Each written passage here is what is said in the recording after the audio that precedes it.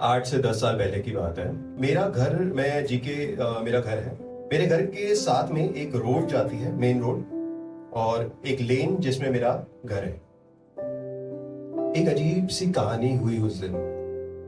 एक फैमिली, 4 लोगों की, मम्मी पापा और 2 छोटे बच्चे, इसी लेन के दूसरे एंड से बड़ी स्पीड से चलते हुए आ रहे हैं। Probably they were in a rush to reach back home because it was getting dark or whatever. माँ बाप आगे चल रहे हैं, फादर और बेटी आगे और माँ और बेटा पीछे। जो छोटा बेटा है उसके हाथ में एक बलून है। वो ऐसे लहराता हुआ खुश होते हुए, जैसे उसकी जिंदगी का बस एक ही उस टाइम पे मकसद था कि I have this balloon, I am so excited, I be playing with it, something which I have achieved और whatever. He was just happy, nothing else. वो बड़ी स्पीड से जा रहे थे और प्रॉब्ली मेन रोड की तरफ ही जा रहे थे। माँ जो है वो हाथ खींच रही है बच्चे का कि स्पीड से चलो, लेट हो रहा है। फादर आगे जा रहे हैं तो बच्चा अपनी लहराता हुआ चल रहा है, उसको कुछ पता ही नहीं क्या है क्या नहीं है। सो एक ऐसा पॉइंट आया जब फादर ने पीछे मुड़ के बहुत जोर से बोला, जल्दी करो, क्या कर रहे हो। और इतनी देर में माँ ने खींचा और बहन ने उसको देखा। इस इतने सारे स्टिमुलस जब उसे मिले तो बच्चे के हाथ से अनइंटेंशनली वो बलून का जो थ्रेड था वो छूट गया। वो बलून को कैच करना चाह रहा है लेकिन कैच कर नहीं पा रहा है बिकॉज वो बलून तो चला गया।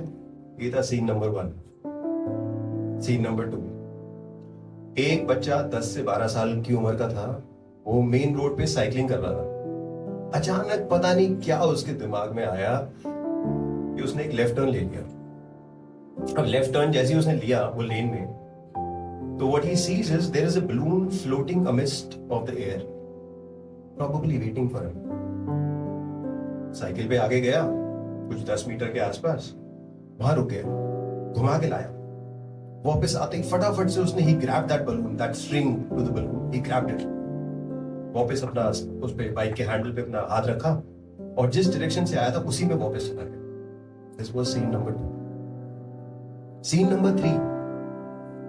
There was this one person who was standing on the second floor balcony, जो ये सारा होते हुए देख रहा था। So what he saw was a balloon that exchanged hands right in front of him. अब ये बंदा अपनी जिंदगी से कुछ मायूस, कुछ परेशानियों के साथ आसमान की तरफ देख रहा था। वो देख रहा था सब कुछ, लेकिन उसे पता नहीं था वो क्या देख रहा है। He was looking at everything but nothing. अब मैं थोड़ा इस स्टोरी को अगर एक्सटेंड करूं तो जिस बच्चे ने आज वो बलून खोया, वो घर गया, प्रॉब्ली उसके पेरेंट्स ने उससे पूछा होगा तो ही मस्ट हैव सेड कि आज मेरे हाथ में एक चीज थी जो मुझे चाहिए थी and I lost it. I don't know for what reason, but मेरा वो चीज मेरे हाथ से चली गई। I am not happy. At the same very time ये दूसरा बच्चा था जो अपने घर पे जाके शायद उसने ये बोला होगा कि आज मैं जा रहा था और ऐसा लगा कि भगवान ने मेरे लिए एक बलून छोड़ा हुआ है, जैसे भगवान मुझे कुछ देना चाहता है। आई am so happy, life is so promising and optimistic. और एक वो तीसरा इंसान था जिसने आज कुछ देखा, उसके कुछ सवालों का जवाब उसे मिला। वो तीसरा इंसान मैं। कई जवाब समझ में आते हैं। विजडम आपको तब नहीं मिलता जब आप खुशी में नाच रहे होते हो। विजडम आपको तब भी नहीं मिलता जब आप एकदम दुखी और एकदम if you're drowning deep in sorrows. Wisdom आपको तब मिलता है when you take a step back and you look at things happening from a third person's perspective.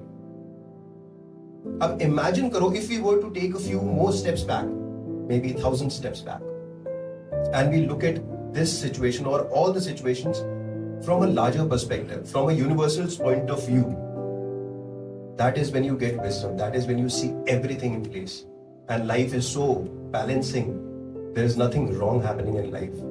हमें अक्सर हम माइन्यूट लेवल पे जब देखते हैं ना, जब अभी इस रूम में बैठे हम देख रहे हैं तो हमें नहीं पता बारिश कितने लोगों को इम्पैक्ट कर रही होगी।